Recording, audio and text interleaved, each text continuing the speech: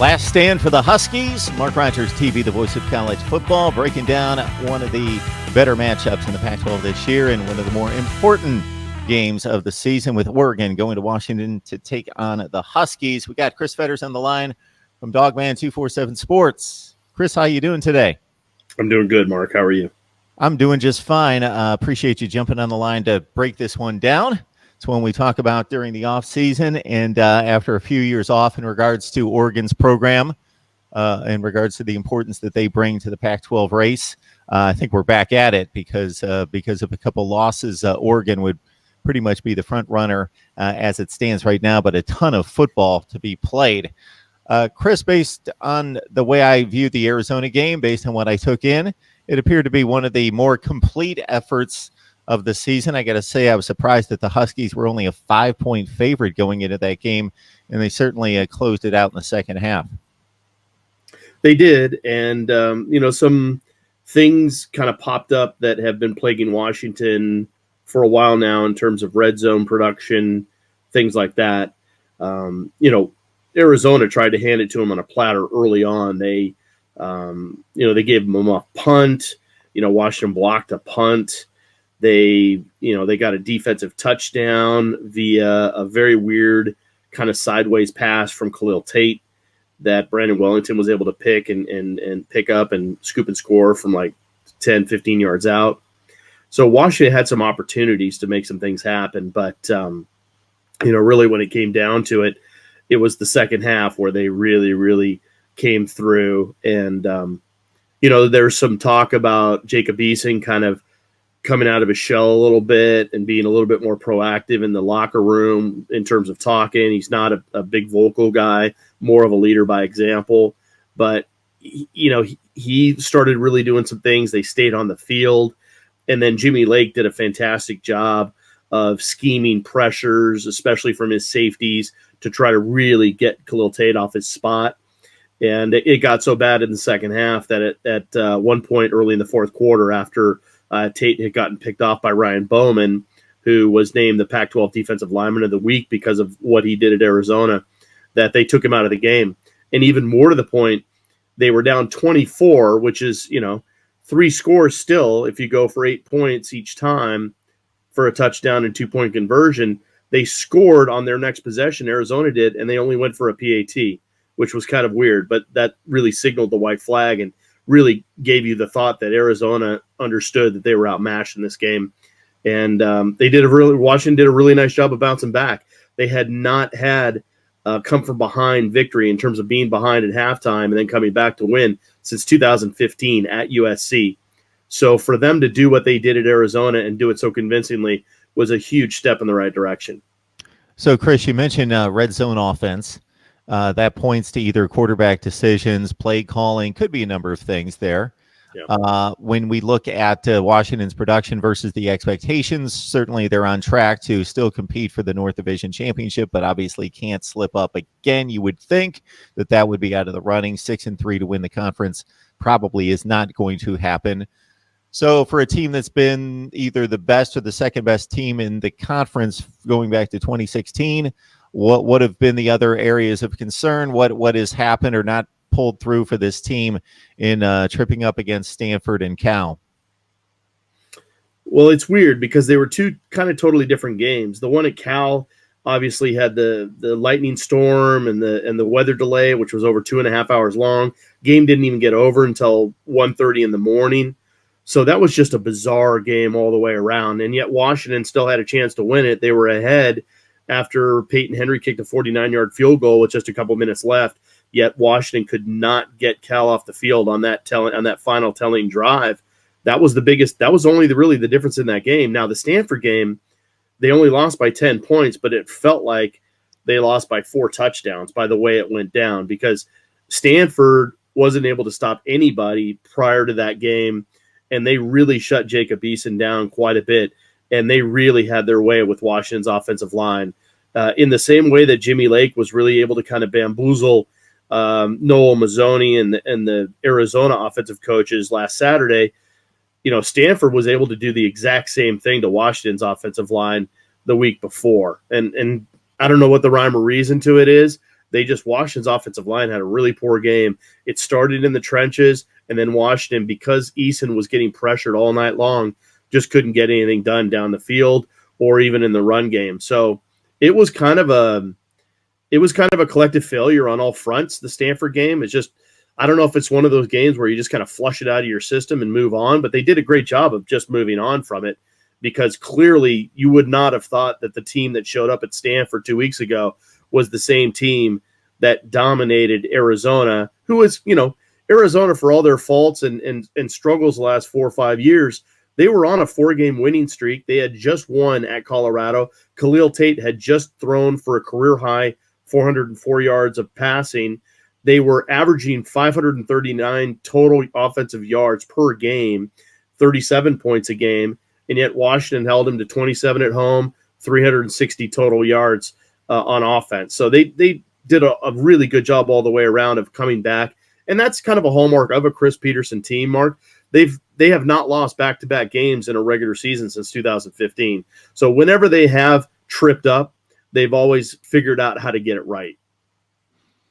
Yeah, and looking at Oregon's play, of course, they had a rough first half against Cal. They were facing a very good defense in that game, came back to win 17-7, really sparked by a number of player meetings and talking to amongst themselves to get themselves rallied to understand what's on the line here. Then they came out against Colorado, which would seem like a light touch, but at the same time, Colorado's beat Nebraska. They went to Arizona State, won a game there. So Colorado's not necessarily a pushover. They completely annihilated and got together their offensive and defensive games on both sides of the ball, 45-3, but now travel to Washington. So when you look at Oregon, Jacob Breland out leading them in receiving, both yardage and catches. Justin Herbert, one of the best in the business. So how do you match this one up? What are the first things that come to mind as to we need to take care of A, B, and C? Well, I think the first thing that we talked to Chris Peterson about Monday was the kind of connection that they have with this staff, especially with Andy Avalos, Oregon's new defensive coordinator, who Peterson coached with at Boise State. So they're very, very familiar with Avalos and what he's good at, what he's kind of known for. And really, everyone wants to talk about Chip Kelly and the Oregon offense and how that, was the big calling card for the Ducks over the years, and that's fine. But I would argue that the reason why Oregon is where they're at right now is because of their defense. Their defense has just been stifling. And it started with Avalos, and it started with tightening things up, no assignment busts. And then you look at all three levels, starting with their front with Jordan Scott in the middle, and then you look at their linebackers going all the way back to their secondary. They've got athletes at every position. So they're well covered, and they've really shown well. I mean, you talk about Colorado. Steven Montez is a very, very capable quarterback. And if people remember, Steven Montez made his name as a quarterback in the Pac-12 coming off the bench and beating Oregon at Oregon 2 years before. So he was well aware of how well the Buffaloes could play in Autzen, and yet the defense completely shut those guys down. I mean, completely shut them down. So I would say everything at Oregon right now is starting with their defense and keeping guys off the scoreboard, and then it kind of goes from there because everyone knows about Justin Herbert. Everyone knows about kind of their power game. They're running pistol. It's not exactly the same pistol that was created by Chris Alt at Nevada, but Jim Mastro, who was a part of that staff at Nevada when Alt was developing the pistol offense, is at Oregon. So he's basically Chris Alt anyway. And so he's been able to implement that with the help of some of the guys, the other offensive guys on that staff. And then, they've just done a very, very nice job of creating the balance between pass and run that you need in that. But Oregon's still very much a power run team. And so Washington has to be aware of that. They have to stop that first. And then they've got to go after some of their talented receivers they have, because they do have some talented receivers, but they are young and they need to take advantage of that. Yeah, Justin Herbert spreads it around. You got Jalen Redd with 26 receptions. You've got Jacob Breland, who we mentioned, who's not going to be playing, out for the season, 6 touchdowns, and Johnny Johnson, 25 receptions and 2 touchdowns. Justin Herbert with a nice little 17-1 touchdown to pick ratio. We've seen C.J. Verdell in recent years star out of the backfield. He's around 6 yards per carry, and also Travis Dye in the mix at about 6 yards per carry. Potent offense right there for Oregon coming into Seattle. When we look at the rivalry, that's something that I wasn't necessarily familiar with in regards to the nastiness of what this has been. I just would watch the games from 3,000 miles away. Good football, the division game. There's some level of rivalry, but until I talked to guys like you and found out kind of the backlog and what the rivalry's been, can you kind of shape that for people in regards to how these two fan bases and teams feel about each other? Yeah, definitely no love lost between the two teams, and I think it definitely started. I mean, depending on how old you are, you could even say it started back in the 40s and 50s with some decisions that were made by both teams in terms of guys getting being the representative in the Rose Bowls, and how there were some fan bases that were rubbed the wrong way because of decisions that other programs had made. So you could even go back all the way, but it really kind of started in the 70s and 80s with Don James and the Huskies being so dominant over Rich Brooks and the Ducks at the time. Brooks ended up being a really, really good coach for the Ducks, took him to the Rose Bowl eventually before he went on to the NFL. But it really started heating up because, Washington just didn't have a lot of respect for them back then, the Ducks. And then when Mike Bellotti took over, that's when it really started to heat up, because that's when you could see a little bit more parity between the two programs. And then obviously when Chip Kelly took over and Oregon really went on their run where they went to national championship finals and those kinds of things, that's where it really took off and really started kind of injecting some venom into the rivalry, because Washington Washington fans weren't used to that, weren't going to take it lightly. But then Oregon went on that run where they beat Washington 12 straight times. And right now, that's the Oregon fans. They'll tell Washington fans all the time about that. Even though the last 5 years, Washington's won 2 and Oregon's won 3, including the last year where Oregon won in overtime at Autzen. And that was a game where Washington actually had a chance to win it in regulation, but Peyton Henry missed a 37-yard field goal after Oregon had iced him a couple different times. He actually made one of them, missed another one, and then he missed the final kick that was live. So it's really starting to boil over in terms of now you're getting both teams really playing well. There's a lot on the line because you are talking about Pac-12 North supremacy. It really, this year, if you looked at the schedule, Mark, you were going to say that game, the Oregon-Washington game, was going to be the game that would probably be the one predictor of who was going to be the Pac-12 North champions. And I still think that's probably the case. And then on top of that, you've got Oregon now, because they only lost against Auburn by a little bit. I mean, they were ahead and they did give that game up at the end, but really that's the lone blemish. And it's that blemish is not really, doesn't mean much anymore. I mean, now we're 6-7 games into the season, and they've shown that they have a chance if they run the table and they end up in the Pac-12 title game and they win that game, they've got a chance to establish themselves with their resume as being a team that could be in the playoff. And so they've got so much on the line for them. And Washington still has so much on the line because they want to get to the Pac-12 title game again. And if they can beat Oregon, and if Oregon trips up somehow, some way, now all of a sudden you're looking at a totally different scenario.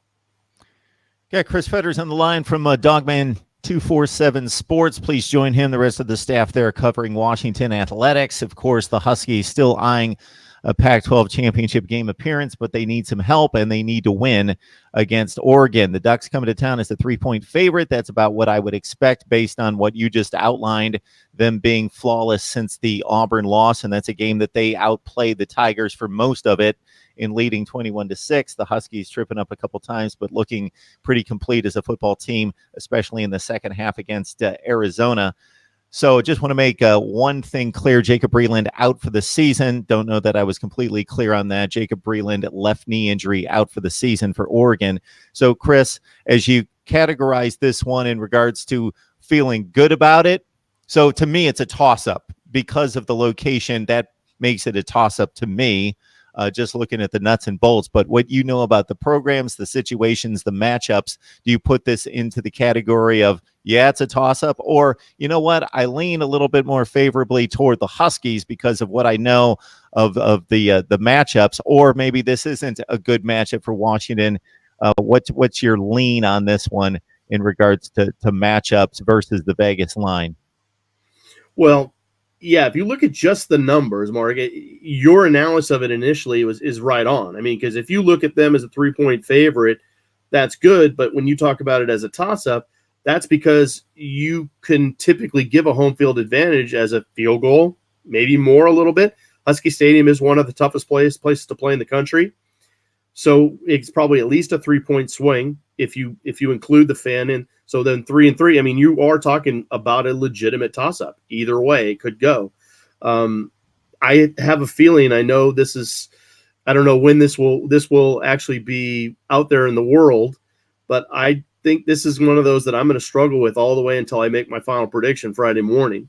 And just because I think you can see pluses on both sides, and both teams are playing well now. Washington had to show that they could bounce back in a big way at Arizona, a confident Arizona team, like I said, on a 4-game winning streak. And they not only shut them down, but they shut them down emphatically to the point where they took out their starting quarterback. That's a statement. When the home team raises the white flag, that's a statement. And I think Washington did that. I think that they needed that'll do them a world of good going into this game and coming home, because they've been on the road the last couple of weeks. Getting some home cooking, coming home, that kind of thing is going to help. I think with an early kickoff time, it's a 12:30 Pacific time start. That'll get the people going as well. That'll feel like it's an old school Oregon-Washington rivalry game. That's the way it used to be. And so that's going to play into it as well. But yes, when you look at the offensive and defensive matchups for both teams, you can make good arguments on both sides. But if you look at just the numbers, you really do have to side with Oregon on this, because Oregon's offense is playing very, very well. But more to the point, Oregon's defense has stopped everybody. Oregon's defense has really shown themselves to be one of the elite defenses in the country. Now, have they played elite offenses yet? That will spell the difference, because I'm not saying Oregon's or Washington's offense is elite by any stretch, but I think Washington's offense can offer a lot of different challenges to a defense. You're starting with an NFL caliber quarterback in Jacob Eason. Then you go into the running back situation. I don't know what the status of Richard Newton will be, but they showed with Sean McGrew, they showed with Savon Ahmed that they have enough firepower in there to keep defenses honest at the very, very least. And then if they can do that and open up a little bit of the pass game, we saw at Arizona what true freshman Puka Nacua can do. He led the team with almost 100 yards receiving, had a couple big-time receptions in the second half, and I think the team really feeds off his energy and his enthusiasm, because it's infectious. Every time he catches the ball, you can hear him hooping and hollering on the TV. I mean, it's so loud. So that's impressive. And then I think the defense, Jimmy Lake, is starting to get that secondary where he wants it to be. That's key. I think you talk to guys like John Wilner in the Bay Area, and some of the guys that follow the Pac-12 as close as those guys do. They said, Washington's secondary may struggle early in the season, but by the middle to the end of the season, they'll have it together. That's not a situation that teams want to face. And I think right now that secondary is starting to round into form.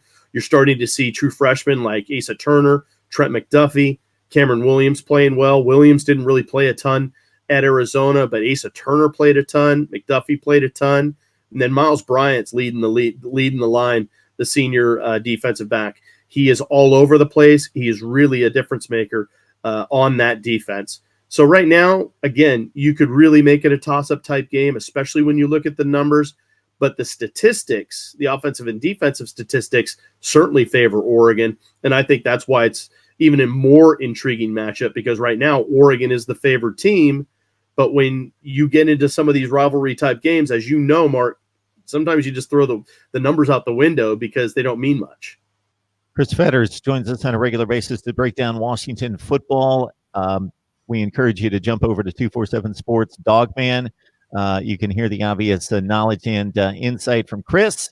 And this would happen to be, I would say, with all the key matchups in a crowded North Division, the one that's got the biggest slice of championship impact when we talk Oregon traveling to Washington. Chris, we appreciate you stopping by as always. Thanks, Mark. Appreciate it.